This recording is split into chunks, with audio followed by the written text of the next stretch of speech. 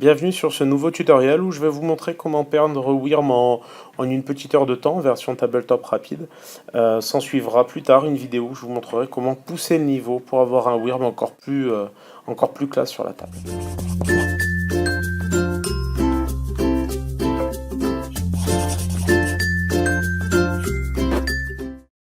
Bienvenue pour ce rapide tutoriel de la peinture de Wyrm, sorti pour les Anges de Dante. Cette vidéo a été tournée à Angers avec le super accueil de l'association et du festival 2 jours en jeu.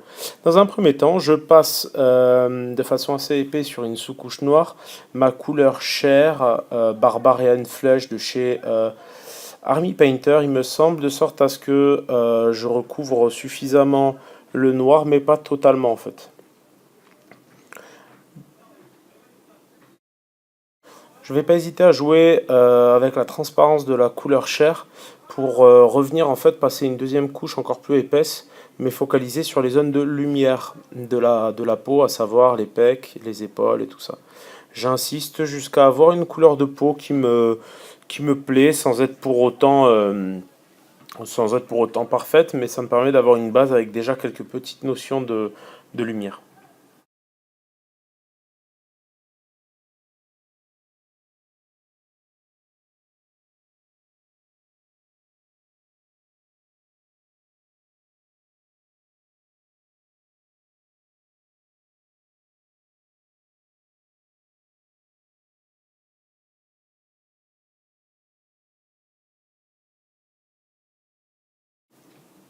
Voilà, après les quelques passages de chair, à quoi ça ressemble. Maintenant, je vais mélanger un petit peu de gris neutre et de noir pour baser les zones qui seront ensuite en métallique.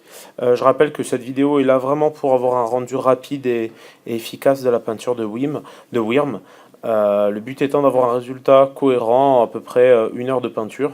Je reviendrai plus tard pour fignoler la peinture, pour en faire une peinture un peu plus sur des qualités studio. Donc là, ben, je passe un petit peu mon temps à baser tout le gris sur toutes les zones de métal correctement.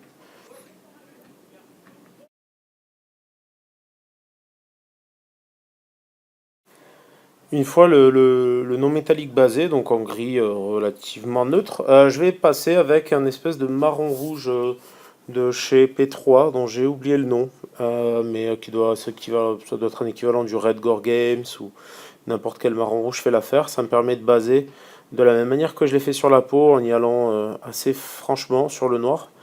Et voilà, je vais jouer sur le fait que bah, du coup, sur du noir, la peinture couvre moins pour travailler directement mes dégradés dès les couches de base.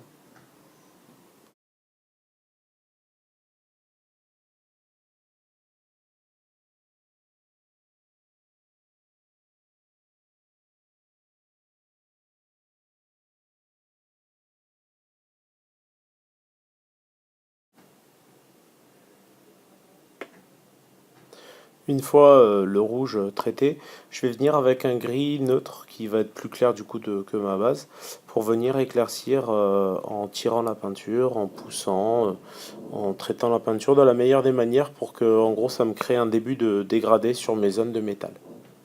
Je vais assez rapidement, dans un premier temps, vous montrer un petit peu, puis passer aux étapes où le travail sera déjà fait.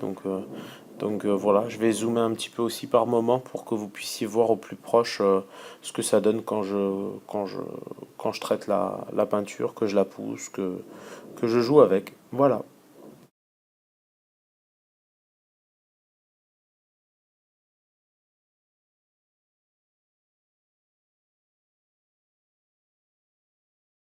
Sur ce zoom là, on voit bien que je pousse en fait d'un côté de la molette et qu'en gros, je vais venir vraiment faire les arêtes.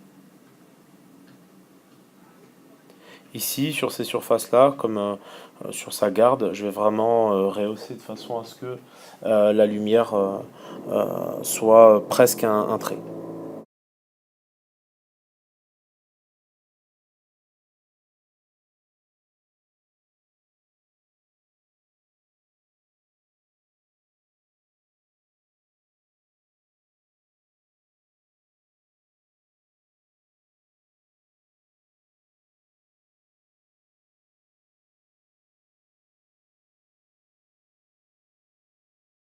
Je vais prendre de la chair de l'elfe, de la même chair de base, sauf que je vais ajouter un petit peu d'ivoire dedans pour poser les lumières, en gros, sur les zones qui prennent mieux la lumière que les autres, quoi. Donc je vais venir tapoter avec mon pinceau, tirer la peinture, toujours jouer sur la dilution pour réussir à avoir des fondus clean et des poses de lumière bien intenses. Après, vous verrez par la suite que c'est une question de répétition, parce que je vais y revenir plusieurs fois.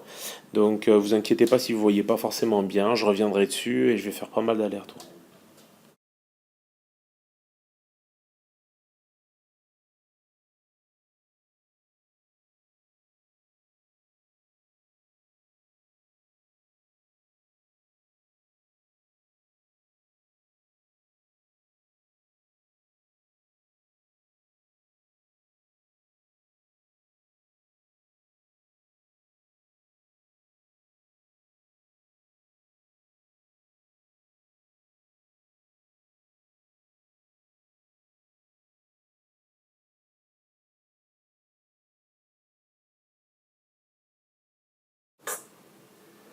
Je vais maintenant attaquer le traitement du rouge. Pour ce faire, je vais prendre tout simplement du rouge sans games que je vais venir appliquer en fait sur les zones qui prennent le plus la lumière sur mon espèce de rouge gore précédent.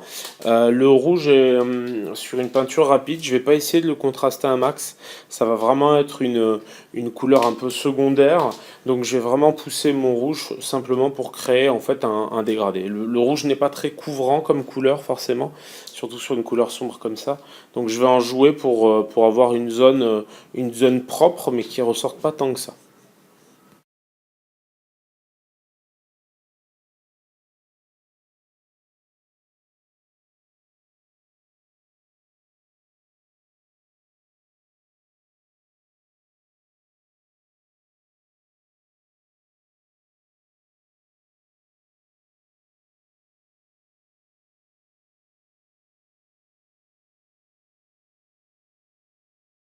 Me voilà de retour sur la chair où je vais encore une fois, mais cette fois avec un petit peu plus d'ivoire, rehausser vraiment les zones qui prennent le plus la lumière. Donc vous voyez, je vais appliquer ça et le répéter tout au long de la peinture. Maintenant, je vais revenir cette fois à l'ivoire quasiment pur sur toutes mes zones de métal pour rehausser toutes mes arêtes et commencer à faire claquer mon non métallique presque autant et plus tard peut-être même un peu plus que la peau. Donc ne pas hésiter.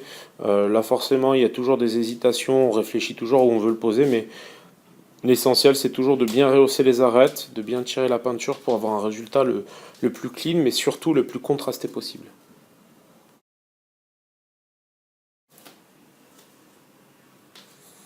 Je remets une couche en vous montrant comment je fais pour insister et pour continuer à toujours pousser encore plus au blanc. Cette fois, mon blanc, c'est un blanc P3 qui est assez péchu. Donc, je ne vais pas hésiter à continuer à marquer, à revenir inlassablement sur ces éclats de blanc. C'est Martin Grandbarbe souvent qui me disait à l'époque de Racab que le seul moyen d'avoir vraiment un blanc qui était éclatant, c'était de répéter le geste et de continuer à passer des couches et des couches, tout en ayant un blanc un petit peu dilué, mais pas trop non plus, sinon on perd de l'opacité.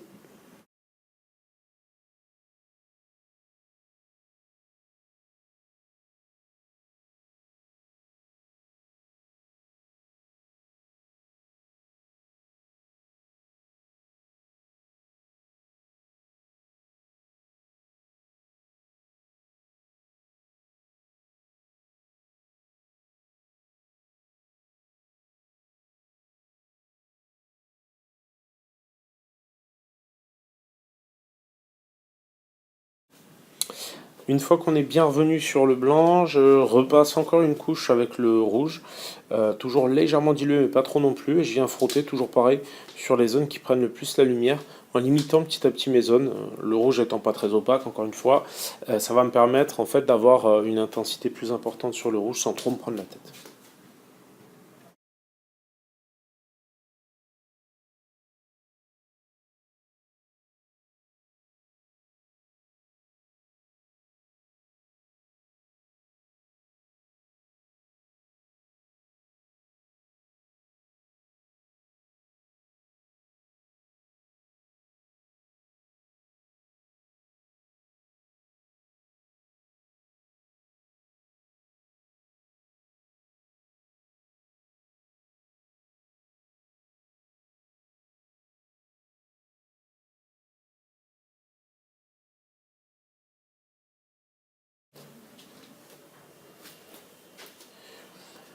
va être temps maintenant, à cette étape de la pièce, de commencer à mettre quelques notes de noir quand même pour bien redémarquer certaines zones sur lesquelles on a débordé.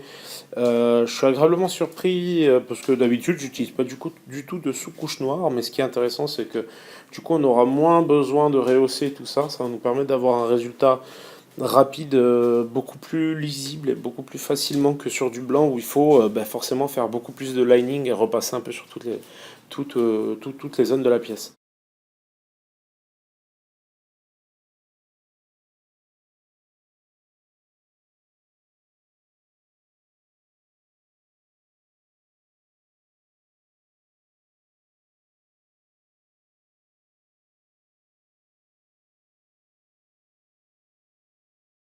Pour pas changer, je vais revenir à l'ivoire sur toutes les pointes, les zones de lumière les plus intenses, ce qui va me permettre de bien rehausser toutes les zones de peau, mais aussi parfois un petit peu de mettre un petit coup au niveau des métaux.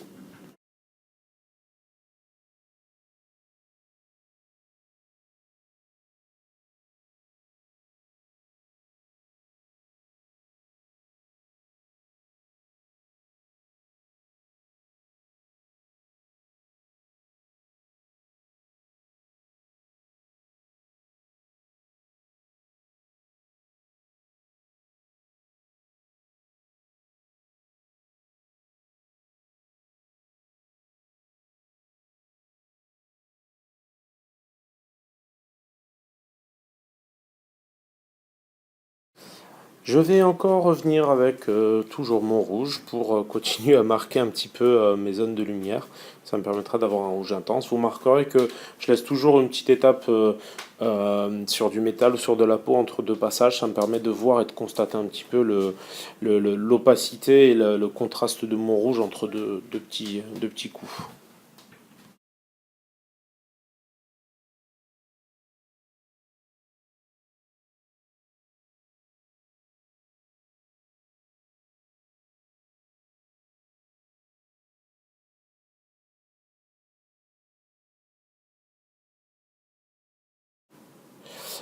Du coup, une fois que ces étapes-là sont faites sur le rouge, je reviens avec du blanc P3 qui va être très intense. Sur les zones de métal essentiellement, mais parfois légèrement sur la peau. On va éviter de trop mettre sur la peau pour éviter de la désaturer, mais voilà, ça me permet d'avoir une belle intensité de blanc dans les non métalliques.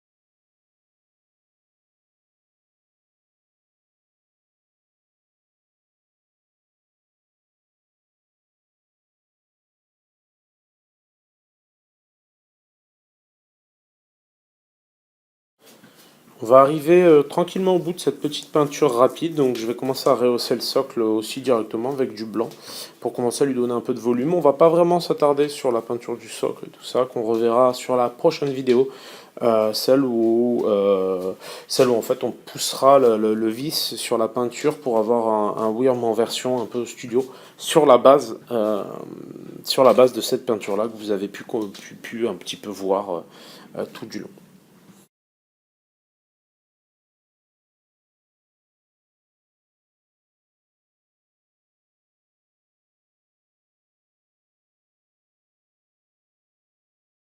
Et voilà, on va terminer tout simplement en basant le pourtour du socle en noir. Ça nous fera une figurine qui sera cool à jouer, sur lesquelles j'ai passé en temps réel 1 heure. Là, le tutoriel, je vous ai coupé pas mal de passages qui étaient un peu laborieux et de toute façon répétitifs.